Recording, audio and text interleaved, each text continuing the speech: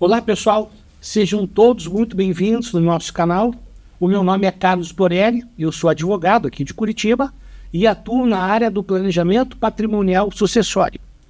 No vídeo de hoje nós vamos tratar de um assunto extremamente relevante, um tema inquietante e muito sensível, que é a imunidade do ITBI na integralização de bens imóveis no capital social. E, especificamente, iremos fazer uma abordagem, uma análise do tema 796 do Supremo Tribunal Federal.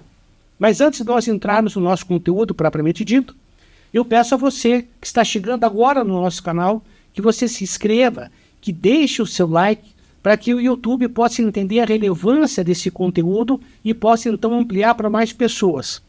Também eu peço que você deixe os seus comentários sobre perguntas sobre esse tema, sobre dúvidas desse tema, e também deixe sugestões para novos conteúdos ligados na área do planejamento patrimonial sucessório.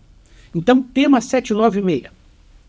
É preciso para quem atua na área do planejamento sucessório, especificamente na constituição do que nós chamamos mercadologicamente de holding familiar. Então, é preciso que você compreenda a questão da imunidade na origem, ou seja, qual foi o caso que deu o start, que impulsionou o tema 796. Primeiro, trata-se de uma empresa chamada Luzframa Participações Societárias Limitada. Essa empresa, então, impetrou um mandado de segurança com pedido de liminar contra o ato ou em razão do ato praticado pelo secretário de Fazenda do município de São João Batista, Santa Catarina, que reconheceu apenas parcialmente a imunidade do ITBI sobre os imóveis incorporados ao patrimônio da impetrante, que é a Luzframa, a título de realização de capital, exigindo o tributo sobre a diferença do capital social, ou seja, do valor do capital social e dos bens transferidos. Então, o caso para entender é simples. Essa empresa ela é dona de vários imóveis. O total são 17 imóveis. Então, a empresa Luzframa ela criou uma empresa, um holding, que fez a integralização ao capital social de 17 imóveis. O valor total dos imóveis, ou seja, o valor histórico desses bens, soma a quantia de R$ 802.724. O valor de mercado é muito superior ao valor histórico. E o valor da integralização foi de apenas R$ 24.000. 17 imóveis, o valor histórico total de R$ 802.724. O valor de mercado é muito superior a esses R$ 802.000 e a empresa fez a integralização dos 17 imóveis, colocando o valor de R$ 24.000. Acontece que o secretário municipal ele concedeu a imunidade do ITBI sobre os R$ 24.000, mas a diferença entre o valor integralizado e a soma total deu R$ 778.724. O que o secretário fez? Integraliza 17 imóveis. O valor dos imóveis, pouco mais de R$ 802.000. E a empresa coloca, então, que está integralizando os 17 imóveis com um valor de R$ 24.000. O secretário, então, municipal, concede a imunidade só sobre os R$ 24.000. E a diferença entre esse valor e o valor histórico total tributou o ITBI. Só que a empresa ela colocou R$ 778.724 na conta de ágio. Ela não fez a integralização pelo valor histórico total. Ela simplesmente pegou o valor histórico dos 17 imóveis, colocou R$ 24.000 no capital social e o restante, ou seja, R$ 778.724, ela colocou na conta de ágio. E a imunidade do ITBI, então, foi só sobre os R$ 24.000 e a cobrança do ITBI sobre R$ 778.000. Qual é o problema aqui?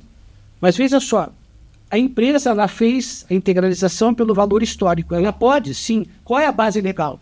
Então, a base legal pelo valor histórico declarado no Imposto de Renda da Pessoa Física está no artigo 23 da Lei 9.249 de 95, que diz o seguinte: as pessoas físicas poderão transferir a pessoas jurídicas, a título de integralização de capital, bens e direitos pelo valor constante da respectiva declaração de bens ou pelo valor de mercado. Então, eu vou constituir uma empresa, vou integralizar um bem imóvel. Eu posso integralizar tanto pelo valor de mercado, quanto pelo valor que eu declarei no imposto de renda, que chama-se valor histórico.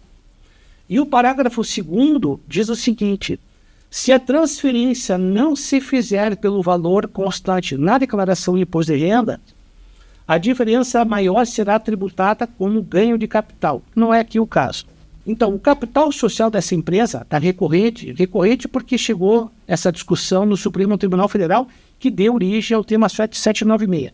Então, o capital social foi integralizado mediante a incorporação de bens imóveis com valor superior ao das cotas subscritas, sendo que a diferença lançada, a conta de ágio, foi feita no patrimônio líquido. Uma parte foi lançada no capital social e a maior parte foi colocada no patrimônio líquido na conta de ágio.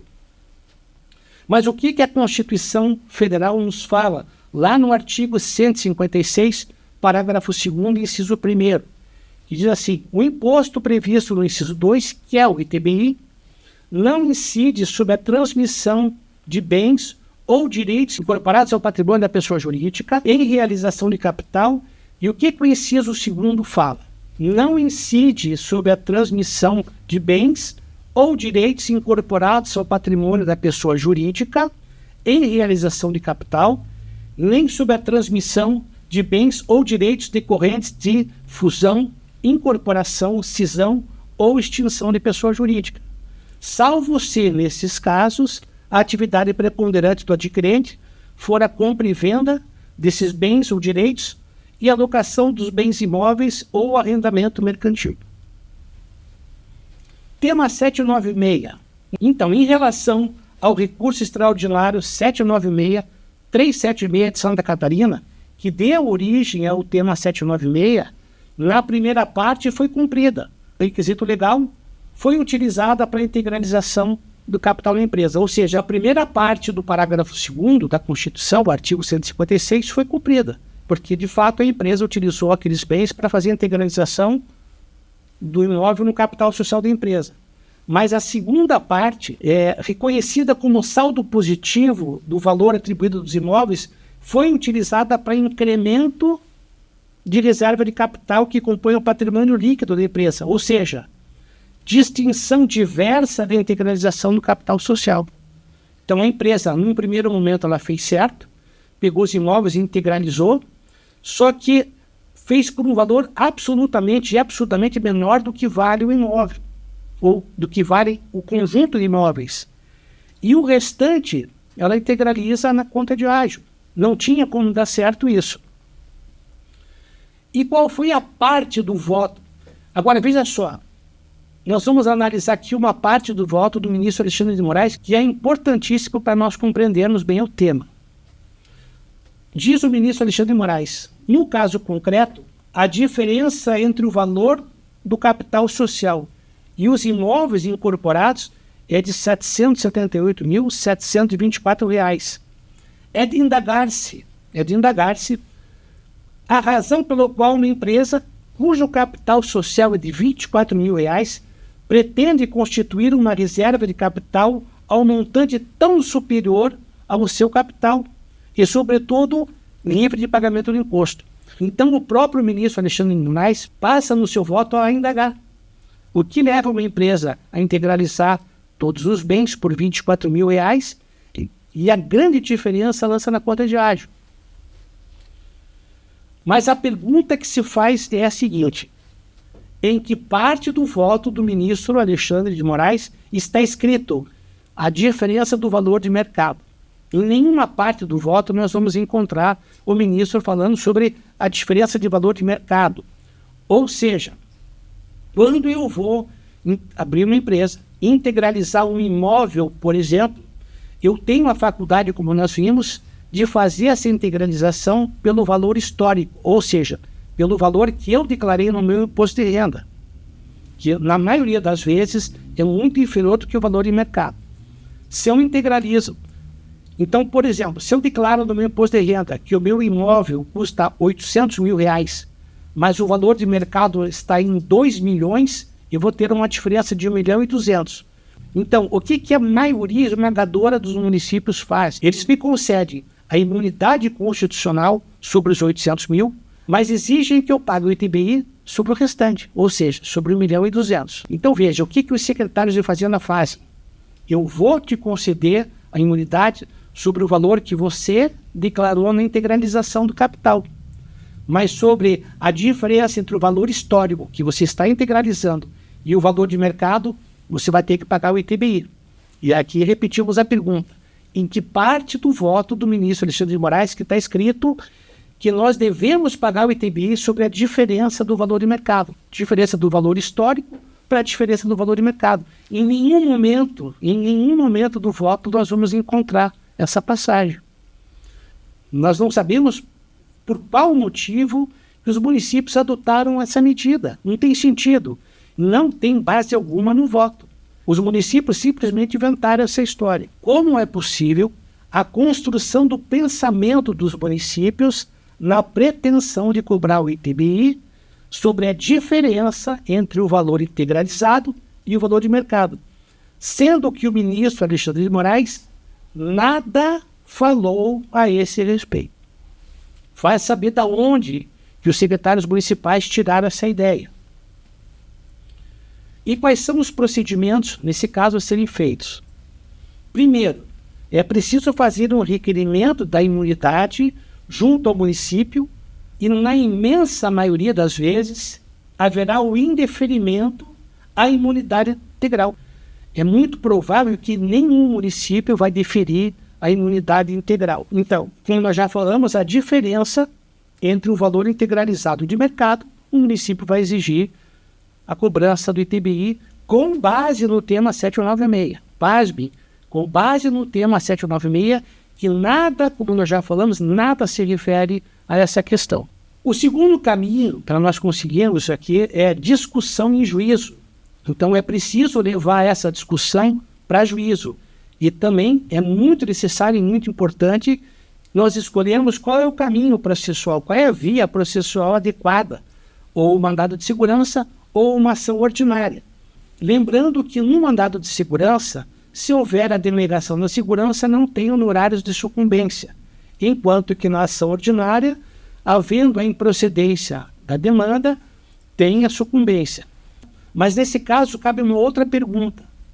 É preciso então que a pessoa que está constituindo uma empresa, ou seja, que está usando as estruturas societárias para facilitar a sua sucessão, para planejar a sucessão, queira comprar essa briga. No mandado de segurança, como a própria lei diz, nós temos que provar o direito líquido e certo de plano. Não existe instrução probatória. Ao passo que na ação ordinária, em que pese, e a par do problema da sucumbência, no caso de uma derrota, nós temos muito mais poder de prova. Nós temos as fases processuais delineadas que nos permitem uma dilação probatória muito maior.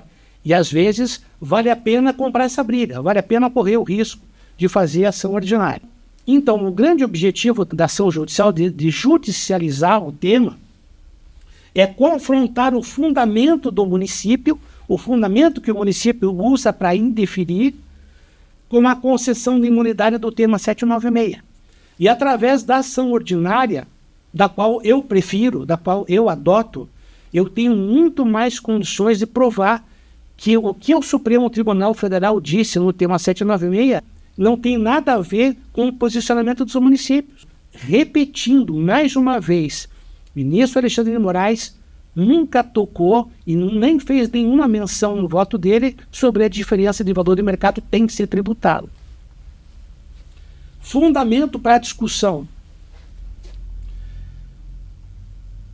Quando você vai discutir isso em juízo, não só no mandado de segurança, mas principalmente na ação ordinária, você precisa ter conhecimento dessa recomendação número 134 de 2022 do Conselho Nacional de Justiça, que foi criado o Distinguishing. E o que significa isso? Como os municípios estão utilizando erroneamente o tema 796, o que o CNJ recomenda? poderá o juiz ou o tribunal, excepcionalmente, identificada a distinção material relevante e discutível, afastar precedente de natureza obrigatória ou somente persuasiva, mediante técnica conhecida como distinção ou distinguishing. Em outras palavras, o que significa isso? Se eu estou fazendo um planejamento patrimonial sucessório para um cliente meu e vou utilizar as estruturas societárias, uma holding familiar, eu vou fazer o primeiro pedido de imunidade. O município vai indeferir, e vai indeferir com base no tema 796. Aí, na ação judicial, eu posso me valer desse artigo 14 para pedir para que o juiz declare, ou o tribunal em grau de recurso declare, se efetivamente o caso concreto que eu estou discutindo tem correlação ou não com o tema 796. Essa que é a questão. E não vai ter, porque, mais uma vez falando, o ministro nada se refere, o ministro Alexandre, em momento algum ele fala da tributação sobre a diferença. Então eu posso utilizar esta arma aqui, esta ferramenta, para que o juiz deixe claro se o caso que eu estou levando a juízo, ao conhecimento dele, ao enfrentamento dele, tem ou não a ver com o tema 796. Rebater o valor atribuído em juízo justamente porque o valor integralizado, com base no valor histórico declarado do imposto de renda, tem fé e é baseado na matrícula do registro de imóveis, bem como conforme admite a legislação federal, artigo 23, parágrafo 2º da Lei 9.249. Então, olha só, com base nessa lei aqui, 9.249 de 95, artigo 23, eu tenho a faculdade de integralizar pelo valor histórico. O valor que consta na declaração do imposto de renda, o valor que consta na matrícula do imóvel. A lei me permite, se eu estou declarando e se eu estou integralizando o imóvel por 800 mil, significa que a declaração que eu estou fazendo no imposto de renda e o valor constante na matrícula do imóvel tem fé pública. Isso trocando em miúdos. O município não pode atribuir o valor do imóvel ao valor de mercado. Não há como, porque eu tenho base legal para integralizar pelo valor histórico. E como não repetir o problema de Santa Catarina? Como é que nós vamos fazer para que esse problema não seja repetido? Redigindo corretamente o contrato social. Exemplo de cláusula a ser inserida no capital social. Então aqui nós temos um exemplo. Aí você pode parar o vídeo quantas vezes quiser e você pode utilizar como base essa cláusula aqui, onde você vai deixar claro que você não está usando a outra diferença entre o valor histórico e o valor de mercado, você não estará usando da conta de ágio para evitar de uma vez por todas esse problema. Se você for judicializar, levar essa questão ao judiciário, você precisa ter documentos essenciais na mão. Por isso que a minha preferência é pela ação ordinária. E quais são esses documentos? Balanço contábil, declaração contábil de que a sociedade não tem reserva de capital. Então, quando você for pedir imunidade na prefeitura, você já vai levar o balanço contábil e você vai levar uma declaração do contador, uma declaração. E quando você for pedir a imunidade na prefeitura, você já leva junto com o requerimento o balanço contábil e principalmente uma declaração do seu contador que a sociedade não tem reserva de capital, ou seja, integralizo por 800 mil, eu vou mostrar então para o município que a diferença, ou seja, R$1.200.000, que é a diferença entre o valor de mercado e o valor que eu vou integralizar, 800 mil, não será constituído como reserva de capital, não será lançado na conta de ágio, isso vai ficar muito bem claro. E mesmo então com essa documentação a nível administrativo, houver um indeferimento da imunidade integral, então, com base nesse próprio indeferimento, já é documento mais do que suficiente para você discutir em juízo. Então, esses dois documentos são essenciais para discutir em juízo. E aqui é a cereja do bolo. Então, além desses dois documentos aqui, quando chegar na fase probatória, daí o porquê da escolha da ação ordinária, você pode requerer ao juízo uma prova pericial para que o perito designado pelo juízo aponte a mesma coisa que você declarou. Ou seja, com base então nessa declaração contábil, o perito do juízo vai dizer que realmente o valor que você declarou no imposto de renda é o mesmo valor que você está integralizando o imóvel. Então, nós já temos aqui provas robustas para conseguirmos a imunidade integral do ITBI. É fácil? Não, não é.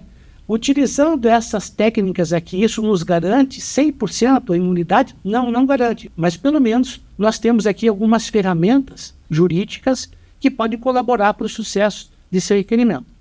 Ok? Mas, atenção! É importantíssimo que você saiba disso aqui. Em uma outra demanda, que também discute o tema 796, houve um agravo regimental numa reclamação. A empresa que propôs esse agravo regimental também enfrentou o mesmo problema, ou seja, o município acaba indeferindo a imunidade integral. Então, olha só, nesse agravo regimental na reclamação, o ministro Alexandre de Moraes decidiu que a cobrança do ITBI sobre a diferença entre o valor histórico e o valor integralizado não faz parte do tema 796, mas que nada impede que os municípios cobrem essa diferença, mas por uma outra razão. Então, a partir do momento que eu tenho aqui o agravo regimental e que o ministro Alexandre de Moraes, declaradamente, ele diz que a cobrança do ITBI sobre a diferença do valor histórico do valor do mercado nada se refere ao tema 796. Daí a lembrança daquela recomendação do CNJ, que nós acabamos de ver. Então, se os municípios continuarem insistindo a cobrar o ITBI com base no tema 796, você, usando aquela recomendação do CNJ, e também com base na decisão proferida nesse agravo aqui, você pode mostrar para o juiz que o município pode cobrar, mas não com base no tema 796. Mas veja só, o ministro disse explicitamente que o município pode sim cobrar sobre a diferença, mas ela não pode ficar atrelada ao tema 796. Mas, mesmo assim, se o município continuar insistindo em querer tributar a diferença, qual é o caminho? O caminho eu vou te contar no próximo vídeo. Muito obrigado. Mais uma vez eu te peço que você se inscreva no nosso canal, que se deixe o seu like e também deixe seus comentários sobre o que nós acabamos de ver e também deixe sugestões para mais conteúdos. Obrigado e até lá.